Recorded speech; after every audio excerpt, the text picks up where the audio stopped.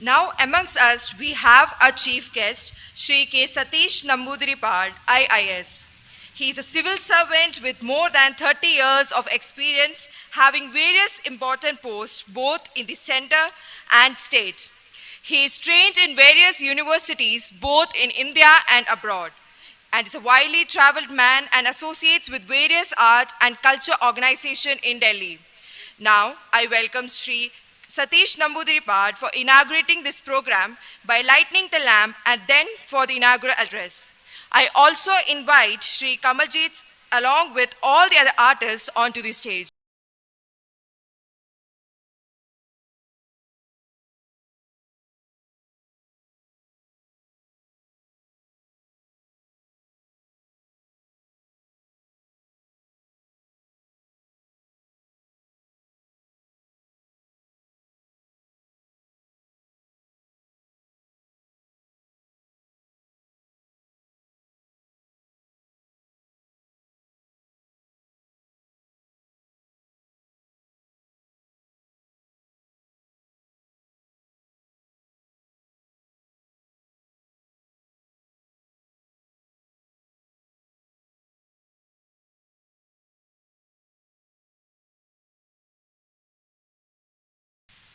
Thank you, Father Dr. Robbie Kannanjara, other distinguished guests, Father Blash, members of Chavara Cultural Centre, people associating with this event, distinguished invitees, ladies and gentlemen. Ever since Father Robbie Kannanjara had come here, I think recently, there has been a renowned or renewed force of activities under the auspices of Chavara Cultural Centre. And this is the third invite that I've been getting from Father Kannanjara. Initially, I recall the beautiful function that the center had organized on the occasion of Christmas 2022, when a marvelous performance of differently abled children in the presence of a distinguished gathering was organized. I had the good fortune to be a part of that, to associate with that. Later on, I was also invited to the Easter celebration, which I could not attend because I was not there in Delhi at the time. Early first weeks of April, I couldn't attend that because I was not here. And this is the third time, and this time in the form of a chief guest or somebody to speak on an occasion. Not being unkind to Father, let me just share a small secret. Father knew that probably I am not the right person to speak on this occasion. He wanted a true artist to do that.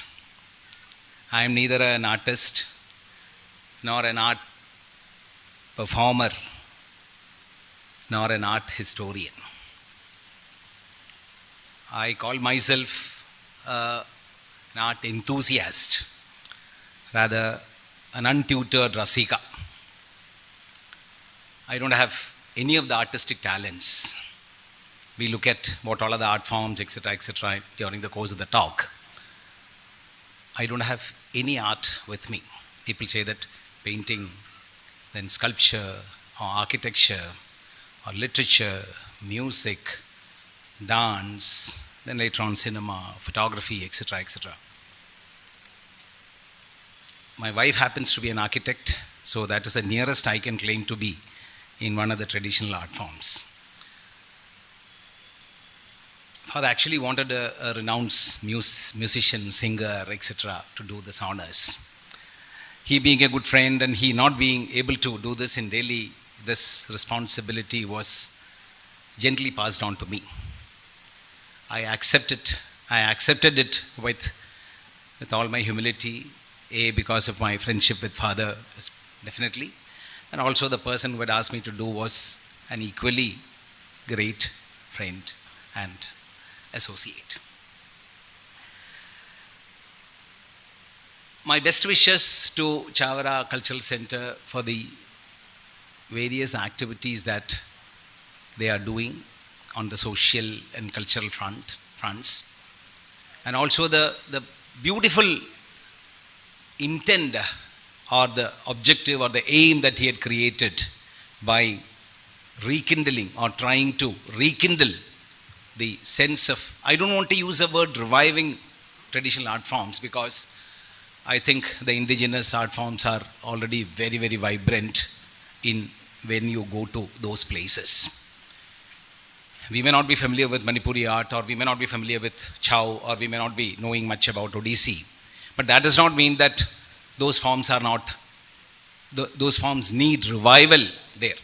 It only requires reintroduction to us, or moving towards that and better exposure to that. Having said that, this initiative is a very, very welcome step. Trying to know more about the art forms, the artists, what constitutes arts, how does it flourish, and how does it foster harmony and oneness. The topic of the day, or rather the event of the day, or the purpose for organizing this, this kind of a thing, this kind of a get together, as I mentioned, is indeed highly praiseworthy. This being the first one, I'm extremely happy to associate with it also, and I wish it continued success, and more than that, fruitfulness also.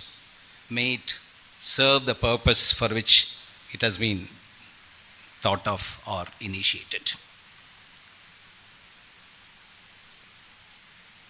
As I mentioned, I'm not an artist, but the talent and interest are two different things. Ability to reproduce is talent, whereas ability to appreciate is interest. Any art forms, if you can, for that matter, even running or sports or anything, ability to reproduce is called traditionally the vasana or the talent. To a great extent, it is inbound, and to some extent, it can be cultivated. Totally different is this interest. You need not be knowing anything about anything, even to be greatly interested in that. People say bhakti, devotion. You don't have to be a jnani to be a bhakta. You don't have to know Bible by heart to be a great believer in the Jesus or in the God. You don't need to know the Jnana Kandam and Bhakti Kandam or Karma Kandam or all the Vedantas and Tripadas, etc. to be a great bhakta in the Hindu way. I'm sure that the story about Melpatur and Poondanam, especially for the Malayalis, I prefer the bhakti of Poondanam to the vibhakti of Melpatur. Similar is the case with art also. You don't need to know much about art in order to appreciate it. You only have to have openness. You only have the ability to appreciate and see the goodness in that. And the minutes that you have, you become an art enthusiast, a rasika, and a great contributor in artistic endeavors. Because art cannot flourish without people who appreciate. Art cannot flourish only by artists. The number of artists are very, very small. In any art form, number of people who perform Kathakali in Kerala, of the 3.5 crore population of Kerala, would be much less. It is the art enthusiasts who sustain it. So let us try to be that and we need not be an artist at all. I shall, not being an art historian or anybody deeply knowledgeable about art, I also have my doubts about how far my words will be taken seriously, because whatever the way I approach things, or even the subject that I have, it is only from the point of view of a general observer, of somebody interested in it, and a little bit of reading and wanting to know what it is, and also the way you look at it and try to analyze it. So I may not be correct. For that matter, even an academic need not be correct. I'm not saying that an artist may be correct in his positions. Positions are all subjective. It is only a perspective, the way you look at it. Let me place before you some of the things on the particular topic that we are discussing. The topic of the day is art destroys ego and fosters harmony. There are three important words in that. One is art, the other is harmony, the other is ego. Destruction of ego or annihilation of your great, pride and ego are, pride is positive, ego they say is negative. Your overrating opinion about yourself. Most important here today. What do you mean by art? Or what is the definition of art?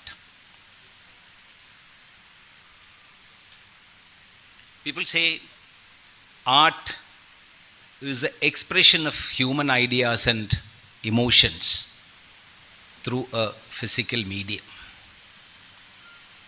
Art is the expression of ideas and human emotions through a physical medium. That medium can be, as I said, painting or sculpture or architecture, literature or music, photography, anything.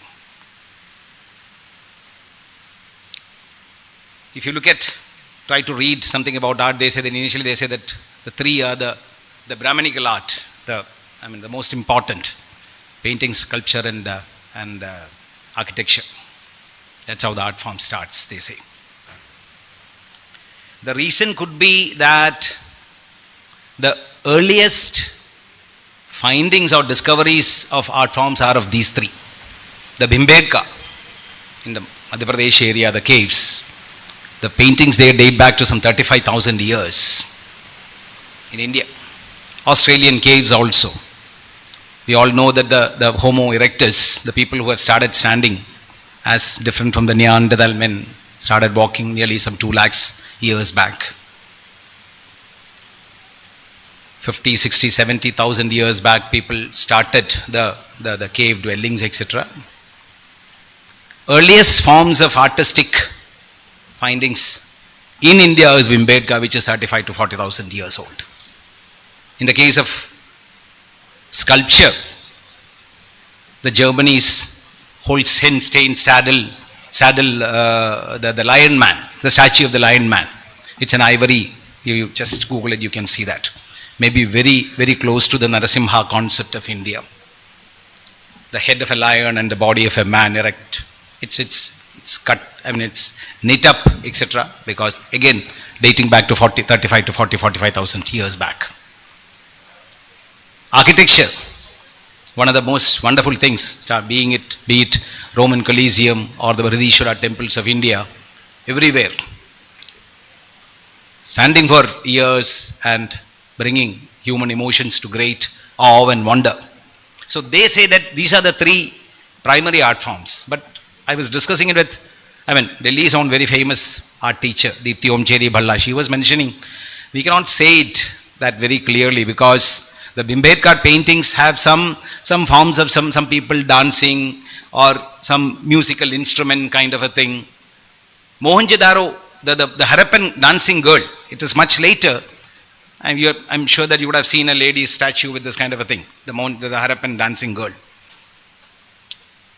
One doesn't know, that may be much later, but in the case of this Bhimbedka and all, if there is a remnants of or as pointers to some musical instruments, etc., can you say that painting came first? Or would he have imagined it and done it? which came first, whether the musical instrument or because voice would have started slightly earlier. Human beings are nearly 2 lakhs years back. Some kind of a voice modulation would have started. And dance, of course, is the human expression with the body movements. Whenever you become happy, you start jumping. That could be the earliest form of dancing. The way you hugged each other, the way you ran to somebody, a daughter to son, or a daughter to mother, or husband to wife, or whatever. We don't know. But these are considered to be the earliest of the art forms. Then the literature, then music, 5. Then there are 7 art forms, then 10, 8, 10, etc. 8, 10, it is photography and cinema also come. Of course, they are in the modern times as art forms, they are of very great relevance. I'll definitely want to add in today's world digital medium, artificial reality and virtual reality and immersive reality, etc. They're all great art forms. All of them can be broadly categorized as literary arts, visual arts, and performing arts. Under this performing arts, all this various types of dancers, everything came.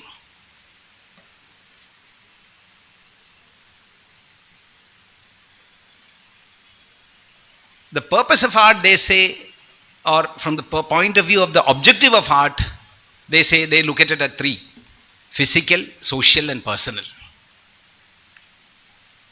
Physical are more or less those art forms which have got some kind of a utility, some particular purpose. For example, a beautiful rostrum, or a highly carved cot, or even a sword, but they have a purpose behind it. They are utilitarian in nature.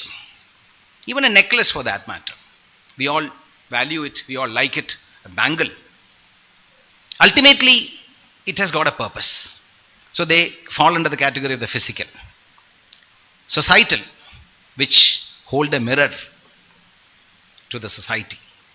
Manipuri dance of today, or Kerala's Chow dance, Kathakali or Kudiyattam, Chow or Odissi, or African blues, or Tongo, or Brazilian Tongo, Brazilian Samba, or Caribbean Tongos. They all hold a mirror to the society. How it has come, how people looked at each other as a society, how did they grow? And then the personal art. Of course, all these things have come as personal expressions. It is a human being who could do that. If you keenly observe, flora and fauna also have their art forms. Probably their arts are much, much better, much more beautiful. Nature is the biggest artist. The way she spreads colors, the rights of colors and flowers, the way a small sparrow builds its nest, learnt all these. But the societal art forms are the one which put together the society as one unifying whole. In the modern times, there are 3 agencies: the state, the society, and the man. What is the purpose of the state? Basic purpose of the state is wealth creation. That is why Singapore has become more important or Dubai is very important. For the society, it is a welfare measure which is very important.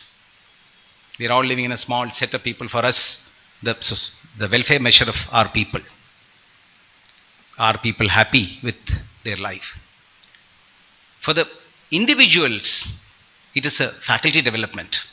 It is a talents. Somebody may be a runner, somebody may be a sculptor, somebody may be a mason, somebody may be working on house building. His talents. Which is the way through which is the route through which he creates wealth and he takes care of his welfare mission. So societal art forms, the individual initiatives, it brings people together. Ultimately, what is I mean, that is a utilitarian. I mean, living, etc. Why art interests us? Because it gives us pleasure. Ultimately, the purpose of art is rasa anubhava, creation of ananda, transcendence. Anubhav Gupta and even Bharata Muni, they all talked about the Navarasas and how art creates good feelings in us. Dante talked about transcendence. Whatever is beautiful, whatever gives you pleasure, they all can be treated as culture. Art forms. By virtue of that, even gardening is an art form. Cooking is an art. Keeping an area very clean is an art.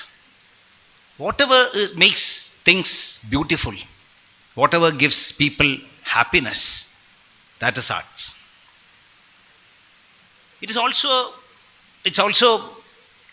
evolves human beings, It also brings out the best in man, the social cohesiveness.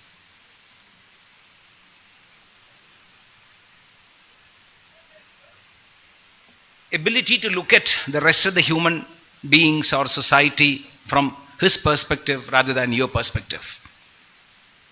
Because as Father was saying, it requires some kind of an ability to empathize with others. Then only this you can become a great artist.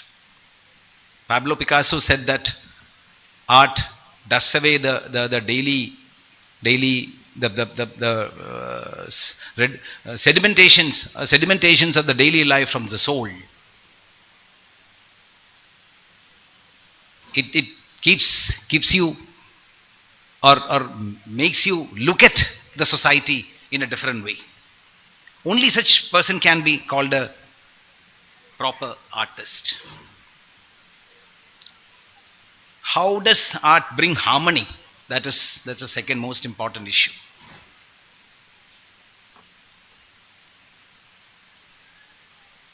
As we have seen, art brings people together. It's an individual ultimately which makes a society, and it is a society which makes a state. It's an individual's talent which come out in the form of an art. The wealth creation that I was referring to of the state through the welfare measure of the society that individual has to contribute for through his own talents. It brings people together. It is also an expression of what it means to be human. That is the most important issue. What it means to be human in the essential sense. By human, we mean those qualities which are, of course, positive in us, which distinguishes an individual from the man and the beast. Art in the difficult times is extremely connected with this topic. How does art brings out the humanness in human being? All man-made problems, there are only two types of problems in this world. One is nature's fury, and the rest are all under man-made.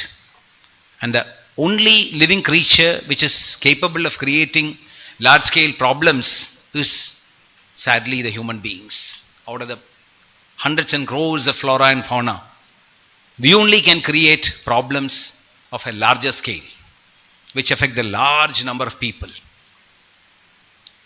Our cognitive ability, which had totally distinguished us from the rest of the people, from the rest of the creations of the God, because we manipulate, our ability to manipulate the environment for our happiness or our satisfaction or what we perceive as our way of life is the maximum.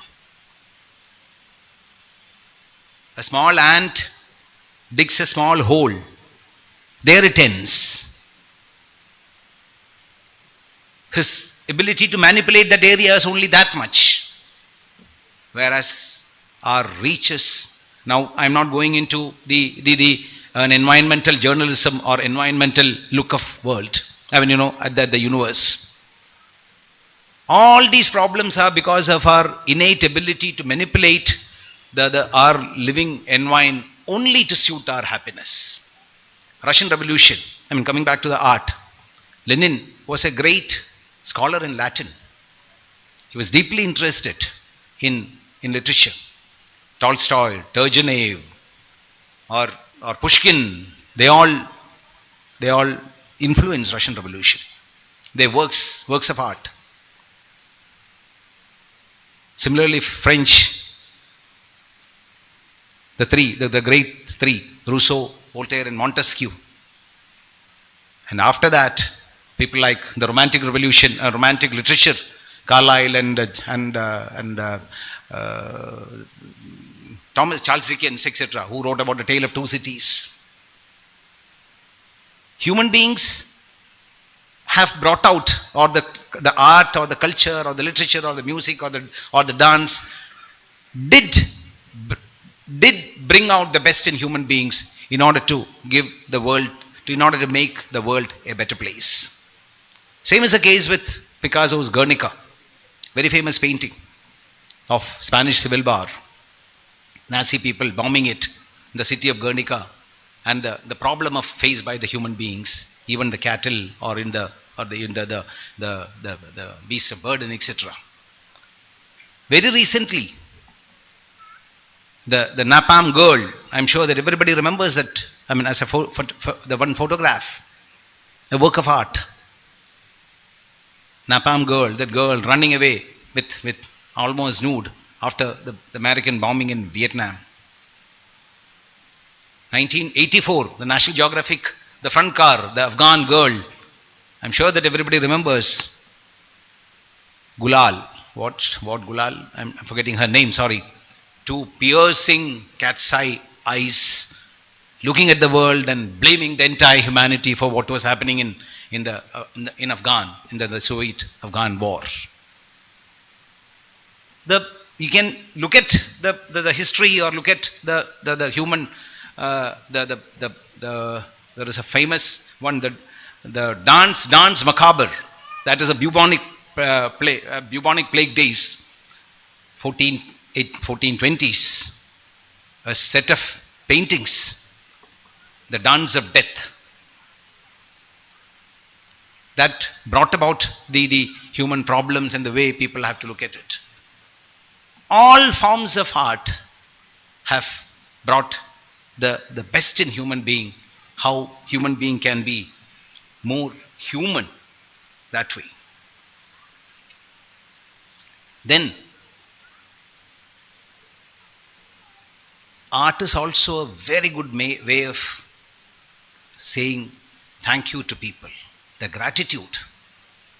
There is no other way than art to say thanks to all our offerings are artistic in nature, to fellow human beings, to God, or to whatever we believe.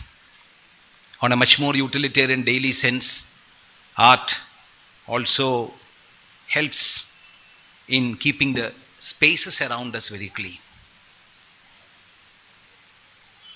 The way it harmonizes people, it fosters understanding about human beings or human societies, the basic objective of today's meeting. Kathakali or Kudiyattam, talking about Kerala, for that matter, entire India to the rest of the world. The African blues, the music telling what Africa is all about. There is a very famous painting of, artwork of the ivory artworks, talking about the African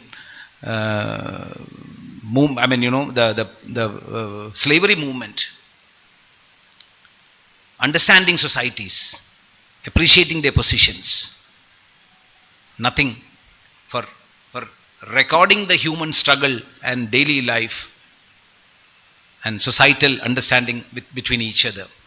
The role of art is very great. I'm coming to an end of time that has been given. Third and most important is destruction of ego, or the suppression of the inflated feeling of what makes you or yours so important. Your identity or perceived notions about yourself, which is a single most important problem for all what we see around us. Because as I said, only human beings created problems of mammoth nature. All the wars have been created by human beings. All the strifes have been created by us. I'm not going into the natural calamities which are beyond anybody's.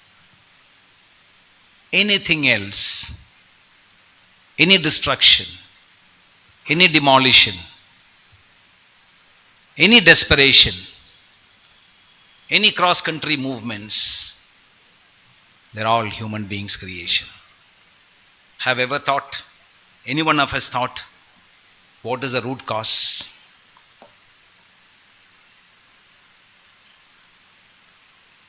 The root cause for all this is by the fact that we forget one primary and primordial reason, that all our strives, all our egotistical or egoistic holding on to things that you think are important. I'm not saying that they are not important. Sometimes they may be. They are all born out of an accident on which you have absolutely no control, which is your birth. Your language, your land, your religion. You are a Christian, I am a Hindu, I am a Nambudiri, there is a Nair, I am a Kannur, and there is a Trivandrum or a Kochi. There is a Kerala versus there is a Tamil Nadu. There is an India versus there is a Pakistan. Everything is born out of an accident on which you have absolutely no control. There has never been a major war between the doctors and the lawyers, because these are two decisions of your informed decisions. One priest, he became a priest because of his informed choice. Okay, there has been some fights between priests. Sorry, I should not say that. That is on a lighter note. There has never been wars on occupation. All are wars on I being a Hindu, you being a Christian. I being a Hindu, you being a Muslim. What do you know about Hinduism to feel so proud about it? What do you know, for that matter, what do I know about Kannur district in which I am born to feel so great about Kannur as against Wayanad or Calicut or Trivandrum? Let alone Hinduism or regionalism or language. How much of Malayalam you know to feel that Malayalam is a better language than Tamil? All by an accident on birth. If that larger understanding is there, probably the life would be a better thing to lead. This world would be a better place to live. We all would be better human beings. But again, that is a debate on which you can have a separate discussion altogether, because the perceived notions of right and wrong, that the first right and second rights are different. What is supposed to be the right thing to correct and wrong, or the right and my responsibilities, less on responsibilities, more on right, that kind of a right. There also the difference between the human behavior and the societal behavior. Very, very interesting topics. Why should you fight on it? Nationalism.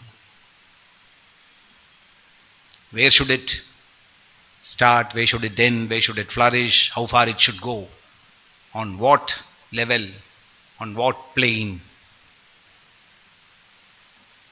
Ultimately, more than art, It is our own realization about what is the right way of leading a life, understanding our limitations, understanding the foolishness of fighting for certain causes which are entirely beyond your control, on which you have absolutely no proprietary rightship. But that is again a euphoria. That is again a kind of a time which probably will never ever come. But we have to live with it. Till then, let us take the help and support of such beautiful art forms. Thank you once again for inviting me, and thank you for your attention. Jai Hind.